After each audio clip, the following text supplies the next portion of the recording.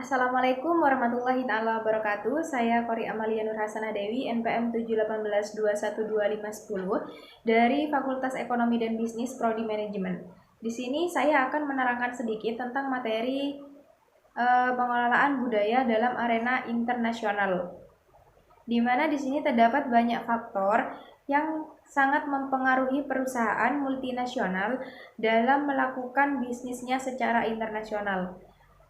Salah satu faktornya itu seperti budaya, di mana budaya yang dimaksud di sini adalah budaya di berbagai negara yang terlibat dalam bisnis maupun perdagangan internasional.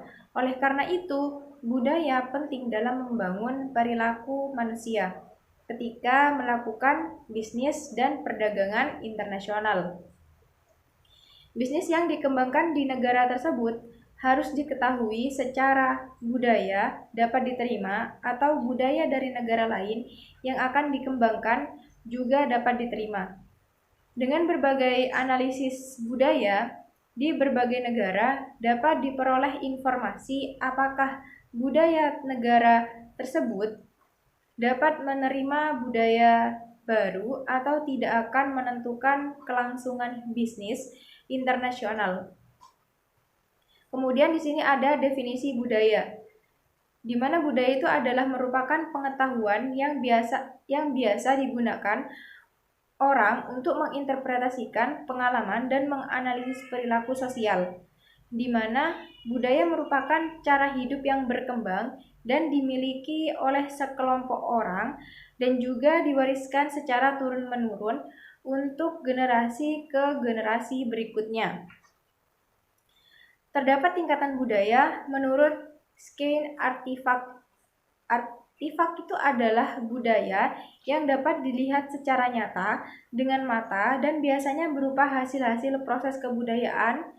Kemudian ada values.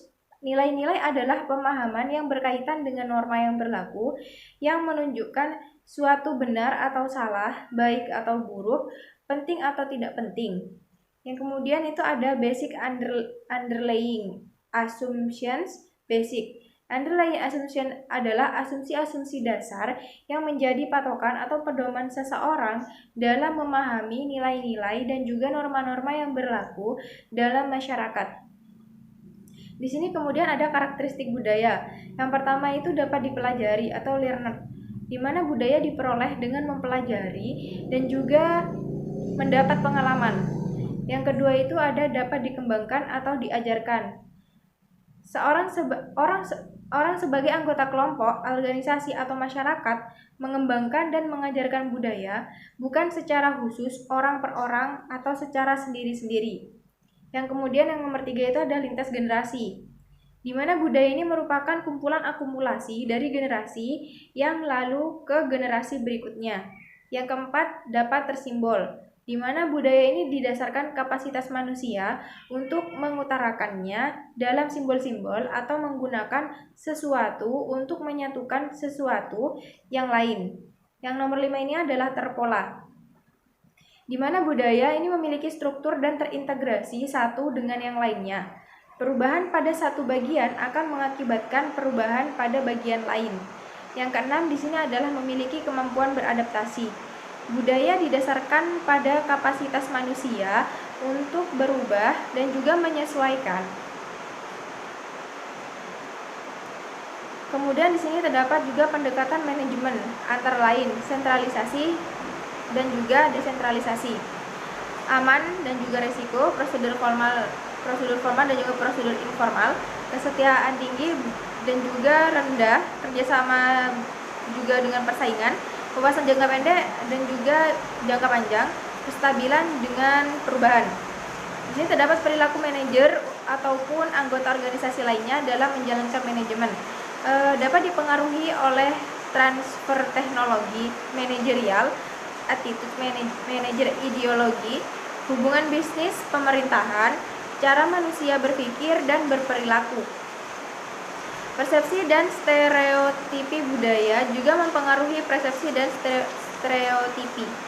Budaya dapat mempengaruhi cara pandang seseorang pada sesuatu yang nyata, terlihat.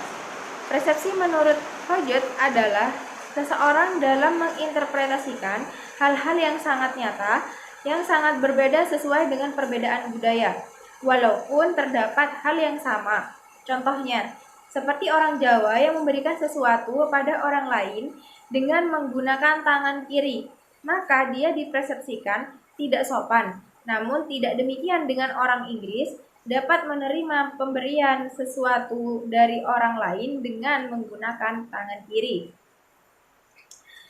Di sini terdapat dimensi budaya, jarak kekuasaan atau power distance, penghindaran ketidakpastian atau uncertainty avoidance, individualisme vs kolektivitasme, maskulinitas dan femininitas. Budaya maskulinitas, budaya yang dimana nilai-nilai yang dominan dalam masyarakat adalah keberhasilan, uang, dan benda-benda. Feminim sebagai situasi di mana nilai-nilai yang dominan dalam masyarakat adalah adanya saling memperhatikan satu sama yang lain. Bisnis pada berbagai negara.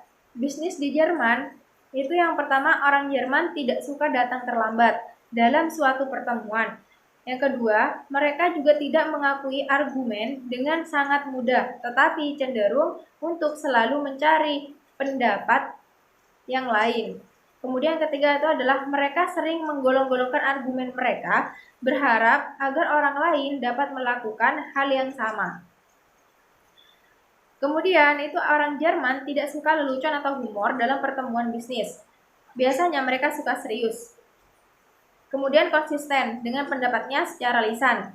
Sangat menguasai bahasa Inggris untuk berkomunikasi dan bernegosiasi dalam bisnis. Yang kedua, bisnis di Italia, di mana bahasa Italia itu adalah pandai dan menarik. Suka berbicara dan memiliki daya persepsi yang tajam. Suka bercerita mengenai keluarga, liburan, harapan, aspirasi, dan juga kekecewaan. Dengan gaya komunikasi yang penuh perasaan, menjadikan fleksibel dibandingkan dengan orang negara Eropa lainnya. Orang Italia sepertinya sama dengan orang Indonesia, yang juga kurang tepat waktu dalam pertemuan formal dan non-formal. Sebagai negosiator dalam bisnis, orang Italia sangat akrab, banyak bicara dan tentu fleksibel, namun sering kurang berterus terang. Selanjutnya itu ada bisnis di Jepang. Agar tercapai keberhasilan dalam melakukan bisnis di Jepang, maka mereka harus memahami karakteristik orang Jepang dalam melakukan negosiasi, sebagaimana uraian berikut. Yang pertama, orang pertama yang berhubungan dengan Anda dalam perusahaan Jepang atau orang yang menghubungi Anda akan selalu hadir selama periode negosiasi. Yang kedua, orang Jepang bernegosiasi dalam tim. Setiap anggota tim mempunyai keahlian yang berbeda. Yang ketiga, pertanyaan-pertanyaan mereka merupakan suatu proses pengumpulan informasi. Di sini berikutnya ada bisnis di Cina. Berikut adalah berbagai sikap orang Cina dalam pertemuan dan negosiasi. Yang pertama, orang Cina lebih menyukai pertemuan formal. Yang kedua, susunan tempat duduk bertempat hierarki. Yang ketiga, seorang senior harus selalu diberi hormat dan perhatian yang tinggi sepanjang waktu, walaupun ia hanya mempunyai tugas yang kecil. Kemudian di sini ada bisnis dengan Amerika Serikat. Apabila melakukan bisnis dengan orang Amerika Serikat, biasanya pada berbagai pertemuan mereka menunjukkan kecenderungan sebagai berikut. Yang pertama, orang Amerika sangat individu. Yang kedua, mereka memperkenalkan informalitas pada dirinya secara rinci. Yang ketiga, waktu itu adalah uang. Yang keempat, di Amerika dolar adalah yang kuasa dan akan memenangkan segala argumen. Kemudian di sini juga ada bisnis dengan Selandia Baru. Orang Selandia Baru lebih konservatif, tenang, dan pendiam dibandingkan dengan orang Australia. Namun mereka lebih menyerupai orang Inggris. Orang Selandia Baru menilai suatu barang dari segi kualitas, bukan pada harga. Orang Selandia Baru itu bermigrasi dalam jumlah yang cukup banyak ke negara Australia, karena atas pertimbangan lapangan pekerjaan dan juga yang lainnya. Mungkin hanya ini yang dapat saya sampaikan. Kurang lebihnya mohon maaf. Assalamualaikum warahmatullahi wabarakatuh.